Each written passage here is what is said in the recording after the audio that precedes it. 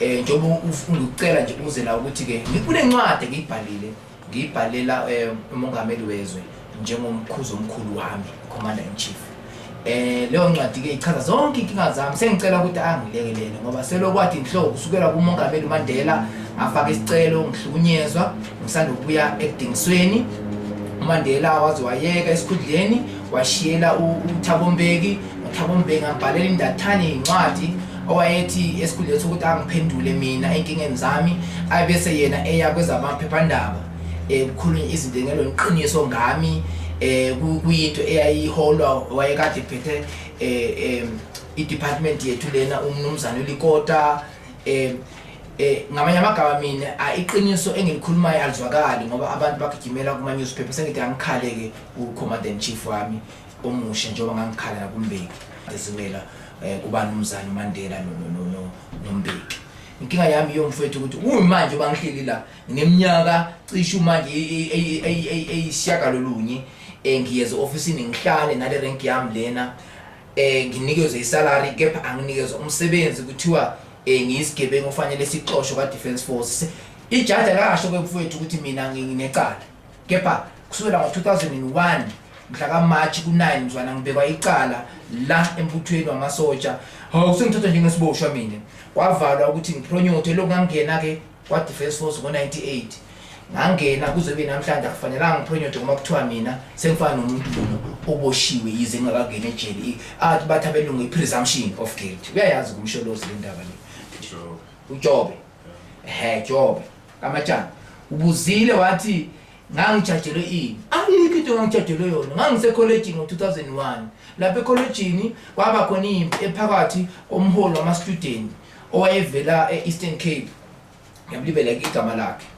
okwathi maye seqokiwe wamholo wamasoja wasethatha bonke abavela eEastern Cape bangakubo wabasondeza kuye. Omunye wabamsondeza kuye uNtasika uNtombizedwa Bobelo Zini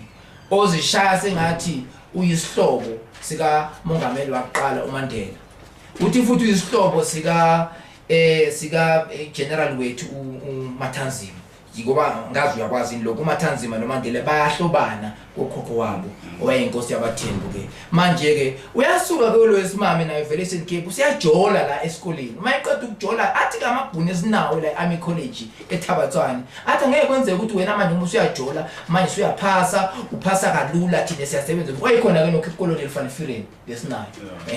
Kwaba khona impi phakathi kwamaXhosa namabhunu pileyo. Sekuthi ke okade phethe iarmy uGilbert Ramano ujenene wethu usethumela ke manje lo okade umphenyi wakhe omkhulu Inspector General uEnoch Mashwala uthi hamba uyobona ukuthi lo lutako luse Army College libanga yini na. Uma efika uyabuza yize lempi yayingaphathelene nami ngumuntu weintelligence ngase ngazi kahle kamhlophe ukuthi kubangani. Ngase ngiphamisa isandla ligcwele iholo ngathi hayi ngizimisele ukuchazela Jenene Mashwala ukuthi kwenze njani. Ngiyayazi kike ngiyabazi abamnyama ababangele ingxabane khona, ngiyabazi nabelungu abasuke bathi mase kuvelele lenkinga lena base bayibeka yona ngokuhlanga lento kuthiwa abelungu ama ultra rightist. Ngizokutshela amagama nembala ke waqala uJenene Mashwala mhla ka 5 February rather 6 February 2001 enza uphenyo lakhe engeyedwa enama inspector wakhe amabili enye yaku Anamar uMagdalena White nenye insizwe emnyama igama la ngiyalibala. Bathi ke bangithembisa ukuthi namba zombiza abazange bangibiza bathe besuka lapho bathatha yonke lenkulumo amabhuna vela bekubala amabhuna ngiyathanda mina ngoba aniqiniso avela athi abanye bethu vele thina abantu abamnyama sekholwa ukuthi mina engqondo ephilile siyacaba ukuthi vele niduze nazi imfene ngoba indlela eneza ngayo la kwa Defence Force yakho siyaziprove la ukuthi ngempela umuntu omnyama akakwazi ukuphathizwa ngoba la seniphasisana manje kani ngokucansi ngoba lo mama lona wayeyimeja kuNtombizodwa waNtsondo lo othi umzala othi umshana kaMandela wayeyimeja. Ngelinye ilanga lo mama uzoba uJenene enomzane bawuJenene sizoya empini siyolwa masifika empini uthola ukuthi akazi lutho uyosibulaza ngoba uphase ngani lapha yana ocansini.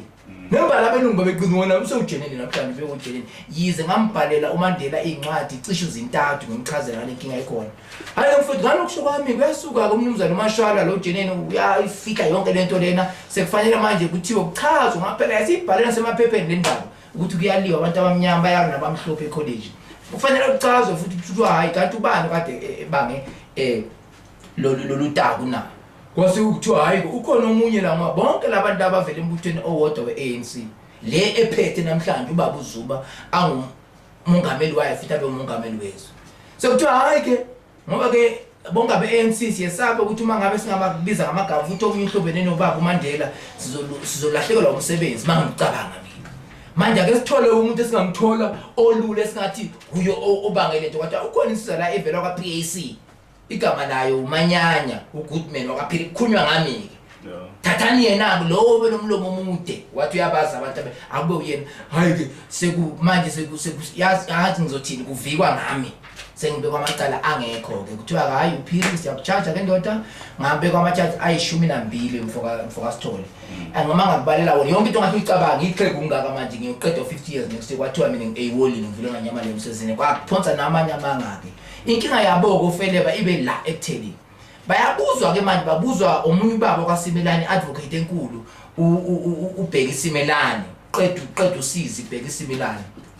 uthi ukade advocate emele mina emasojeni uyababuza ukuthi hawu uma ngabe uPhiriniti wenza yonke lemhlolo enithi wayenza mhla ka6 kuFebruary nenziwa yini ukuthi ningamcharge leso sikhathi ngoba isotsha elingena discipline akuchithwa isikhathi licharge leso sikhathi na nenziwa yini ukuthi niqede insuku ezingale ezevile ku30 before nimcharge mhla ka9 March uyaphenduleka ke baphendula ngoba uzungu labantu abaningi bathi uMashwala wayekhona esikoleni uJenene Mashwala ethunywe uJenene Ramani ukuthi azobheka into zonke eziphathele noPhiri manje bese indoda aqede kuMashwala le 30 days yakhe sithole konke uphathele noPhiri ukuze uPhiri sibe nokugcwele ngayo usethi ke ubaba kuSimelane umeli wami hayi uma ngabe uMashwala wayengezelanga indaba zocansi lukaMzala or umshana kaMandela wayezela uPhiri siyayicela ke leyo report ayibhala ubani uMashwala ayithola uPhiri ngoba umthetho usisekelo South Africa kusho ngokuthe bha ukuthi ummangalelo unelungelo iright yokuthi okushiwo ngaye okushicilelwe anikwe hayi ke lokhu yabanjwa yonke leminyaka kusukela 2000 kuyabanjwa kuthiwa mina basangifunela bathi angibhalele incwadi ngibhalele manje akasekho emhlabeni uJanuary Mase ngambhalela incwadi eziningi abanye bathi ngase ngibhalela ama love letter ngoba phela mohlelo ubhalela nenye indoda abantu bathi niyathandana yini ngicela elokwe ngipromise uJanuary waze waya kwabuqanyawo uJanuary Masilela enganginikeza leyo ncwadi leli akufanele ngithole basabani ke mangibona mina basaba khona bela ukuthi ireport kaMachara yayingena lutho oliphathele nami amanga wodwa lawo into nje ukuthi mina ngivale umlomo ngingakwazi ukukhuluma ngenkohlakalo eyayikhona ngaphansi kombuso kaBaba uMbeki lapha besimame cishe ngathi afu uthatha iCamera lapho umuntu wesimame ngicela angangiphathi angazizwa angisho ukuthi bonke abomama banjalo kodwa uhalf wamasotsha mina ngikwa intelligence ngithi cishe wonke abomama baphethe obugenerali uhalf wabo bawuthola ecansini ngayagama that is why emasotsha angena discipline namhlanje akwazi ukungena athi chitha isaka emgwaqeni le discipline engekho lena ayibanga ukuthi lamasotsha asemgwaqeni abaningi ibanga ukuthi la esikhona khona la sisebenza khona akuna discipline abasiphethe abaningi babo abanye baphonyothwe ngefavoritism abanye project ngoba umuntu evele Eastern Cape la vela khona president ngoba bengaconsi phela phansi abafowethu abavele Eastern naye uJenene Mtawu kahle hle mangiqala la ngifuna ukukhuluma ngoJenene Mtawu ngoba umbizile mina wangibizela emzini wakhe 2001 lapho khona ababhune eqala khona kwenza indaba zeBuremar wathi kumina uyangicela ukuthi ngoba ngangisebenza neyinsizwa lapha eyayingiphethe kwakhona abo lieutenant abangaphansi kwami bethi khona okushaya amanzi ngaye sengathithi umdibi munye nalabelungu kade befuna ukuqhuba phansi umbuso ngeBuremar wasengicela uMtawu ngoba sisuka naye uMtawu einkambini zangaphandle sasinaye eDakawa ngiyamazi mina ke originally awuthi ngichaze mina originally mina iparty yami iPC ngivela ku family yo Khosi bamaswazi eMjindini ukhokho wami mina uNqambi mawuthanda noma inkosi yokuqala enkulu yamaswazi uSophuzo oqala inkosikazi yakhe uLathwala onyamadodana yakhe uKhenkana uzala uSigeyeza umntana inkosi uSigeyeza uzala ugogo wami uMafede so mina ngakubomama ngihlobene kakhulu nobukhosi bamaswazi ngiyama abantu abagcwele kuANC nami ngikhula emndenini one-ANC ngisho ubaba umfundisi omkhulu uSimanga Somkhatshwa umzala kimina ngakubomama sihlobene abantu beANC kodwa mina emntwaneni bami ngizane no16 ngazithandela iPAC kwakungeyona ingxaki leyo ekhaya ngoba iPAC neANC kwakungezona izinto kodwa sengifikela kwa defense force sengathithi manje le inhlangano seyizithi sefanele mina ngishale iPAC ngoba yathola 1% ihlala ithola 1% kufanele manje konke ukuze mina angipronyotwa ngithanda nje umuntu oyintazi ngabe kudala ngabe major general ngisho nabantu abaphasa ngokocansi sebangama brigadier general namhlanje so iyo inkinga ekhona leyo so ke bengilapha ke eJobe bengise pointini ke la umtawu engena khona ngoba ngifundile izwe ku internet kuthiwa umtawu inhlangano yamasonto iSouth African bayibizani Council of Churches iyacela naye ukuthi ilamule lamasotsha la ukuthiwa yaxoshwa uyavela ke naye baba umtawu ujeneni wakudala uyendini uthi hayi vela mavala ama union manje nginengxaki ukuthi akuvala ama union ingxaki yami iwani umtawu wayekhona makuphethe ubaba uMandela waye imholo omkhulu ojeneni la ku defense force besihola waba khona kuwo wonke amatasika kuba khona ubaba uMbeki wayekhona umtawu baxova ke bekhona umtawu wayazi ukuthi kuyalalwana la nangimtshela naye ukuthi kuyalalwana la abantu besimama bakhonyotha ebhedu uyakwazi umtawu lo kodwa esikhuleni sokuthi umtawu angisupport mina lo ayemcelile ukuthi ngimbhekele amabhulu akangayo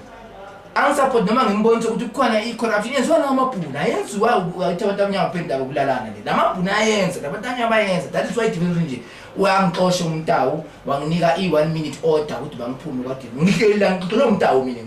engibangisa ukuthi mina ngikhuluma kakhulu ngendaba zeBuremach eyayibhoma eSouth Africa ibulala abantu ngo2002 ethi umtawu ngiyayizwa indaba ukuthi lo personal assistant wayesho ukuthi umtawu wayesaba uphili unomlomo kakhulu uzozabanga ukuthi ngoba mina ngumtawu ngohlala esitezi esiphezulu kwaDI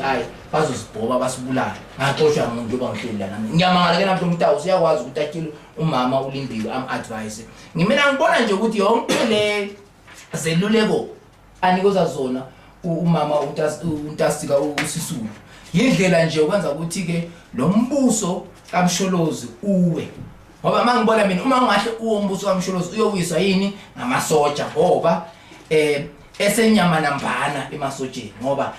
na umbuso kaBaba uMbeki uqalela emasotsheni ukathandeki wayengeze emasotsheni okungenani okaMsholozi ke uyeza emasotsheni ezilama parade wayengeze nokuza wasebantu yibo kanye akade behola iDefense Force omtawu la elihle likhulu intelligence namhlanje bathi akuvala ama union iunion ayikaze ihlale phansi ithi abantu mababe nekhala ikhala zivela kumuntu kokwazi siyama union senziwa yizo inhlupho lezo sihlaliswe sibone njengoba ngibolile nje ngihlela ngafunda ke mina ngifundiswa ama liberation movement ngangisebenza na iANC ngoba ngangekhethe bala ngoba ngumntana weANC ngochazela edakawa ngikhona mangiphuma ke South Africa ukuthi gqamunqu phuma eSouth Africa 83 ngidlule eSwazini mafika eSwazini ngamukela uMsholozi yena lo president le ngikhuluma naye njengamanje engikhipha ejele eMashaba prison wangibuza ndoda ufuna nje bakade uthisha nje eSouth Africa nakhona ke ubuthisha ngabe yekuzwa yini ngabe yekuzwa uApret abasale ngiyeke ngoba ikhona indoda eyayifundise uprincipal wami nami ngifundisa nayo lapha eMflower yakwaMhlanga eyayibaba ingane ishaya ingane zamantombazane ifuna ukulala nazo esikoleni